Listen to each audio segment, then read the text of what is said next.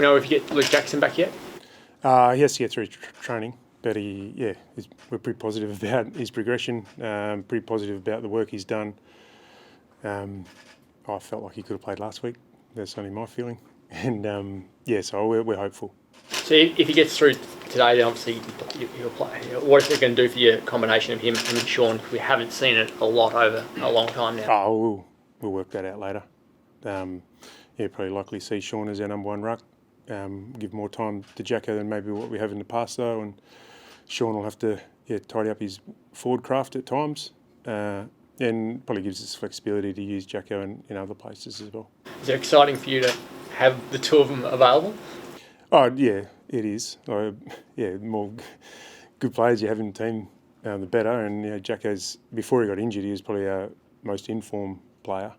So, we'll start working on that combination and see what best suits. And it's always a horse for courses type mentality with, how much time each of them rucks and plays other roles, but we'll discuss those details a bit later.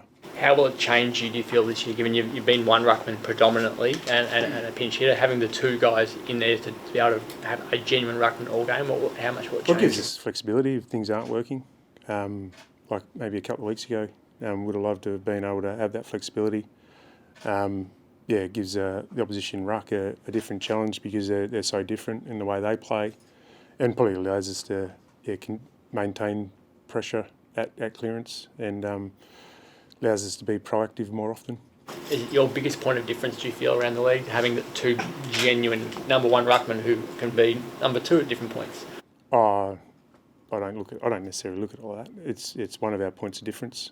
We probably don't look at personnel, so to speak, as being a point of difference. It's probably more the way we play, aspects of our game. Those things is probably where I spend my focus, but it's good to have. And like I've already said, they play so differently, which is allows us to mix and match it a little bit.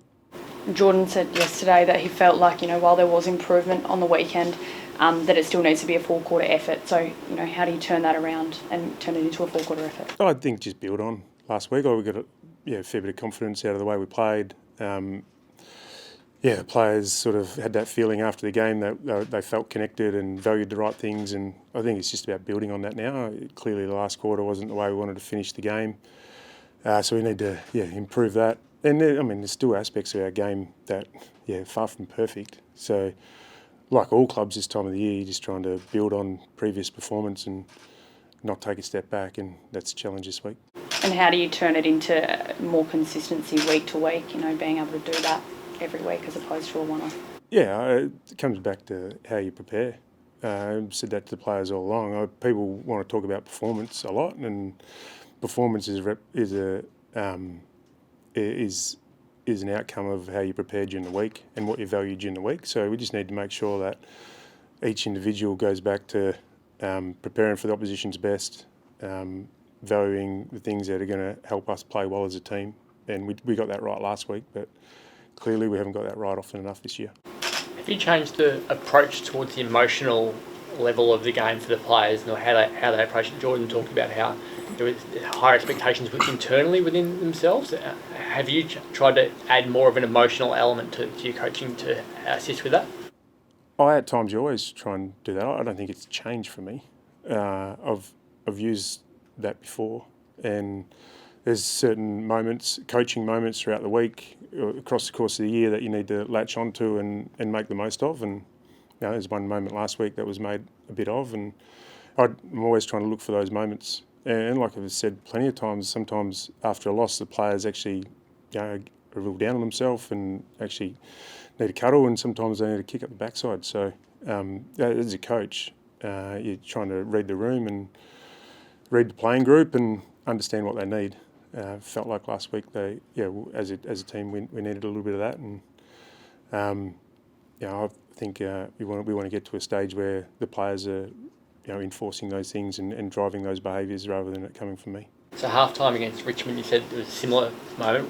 When do you, in your own mind, go, now's the time to go, and when's the time to hold back?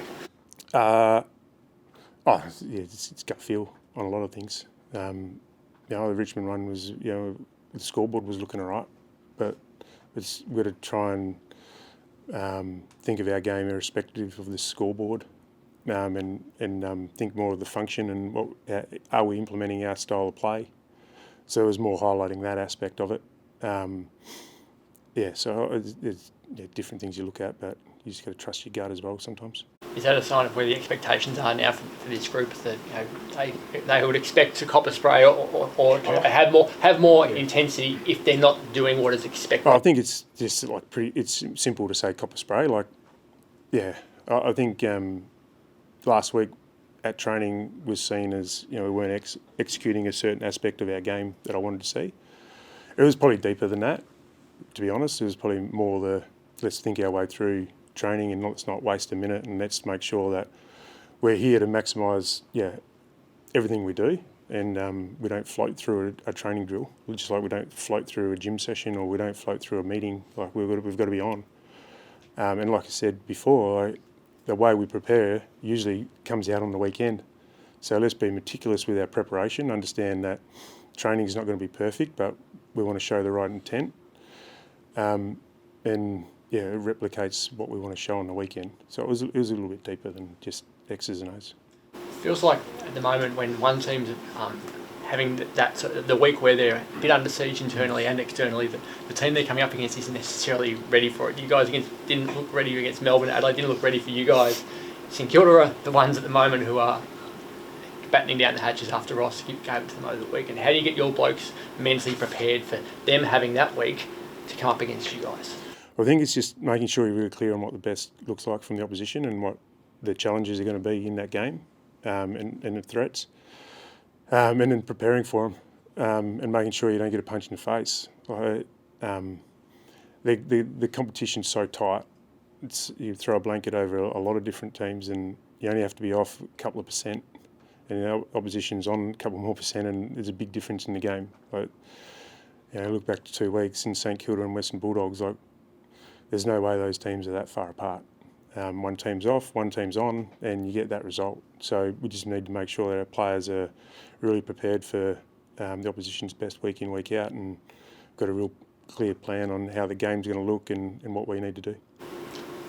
You made a fair few moves lately positionally. This bloke's been flung around a fair bit. Are you looking to just experiment a bit more with this group at the moment to see where blokes can help you in different spots? Well, we've said all along that adding flexibility to our team is going to help us add flexibility on game day, and playing secondary roles, third roles at times, helps you move the magnets around and feel like we're getting to that level of maturity now where we can do that. Now, maybe early on in the year we're a little bit young, but we're getting players back now, and Youngie and Wags and Jacko and those type of players who've got experience and can play secondary roles. So that's been part of the process. It's not necessarily throwing the magnets around. It's been planned, and we wanted to add that flexibility over the summer.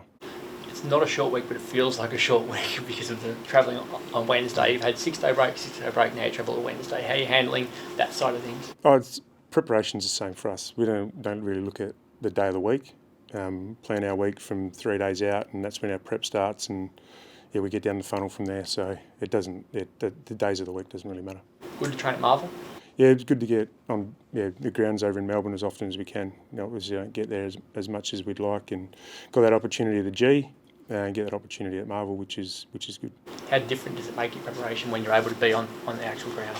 It just allows players who haven't played much there to familiarise. That's about it. And it's good to get back there, and we haven't been there for a while, so it's good to get back there and familiarise for all our players and staff. But it's more important for the guys that haven't played. Just from that, what are you expecting from the Saints on Friday? A very good contest team. Contest numbers are elite. I got some dangerous players off half back who get their ball movement going, and the front half game at their best is very strong. Scores from front half when they win, right up there. So they got the Coleman leader. I think he's still there. Higgins doing a really good job. They're just well balanced all over the ground. Really like the way Wilkie goes about it. Howard came back last week to support him. Webster, Howard and Wilkie have played a lot of footy together. Hold up well down there, and they've got a mix of ball use and contest in Team D. So, like I said at the start, last couple of results haven't gone their way, but you don't have to be far off in this game to for it to look like that. So we're well aware of what their best looks like.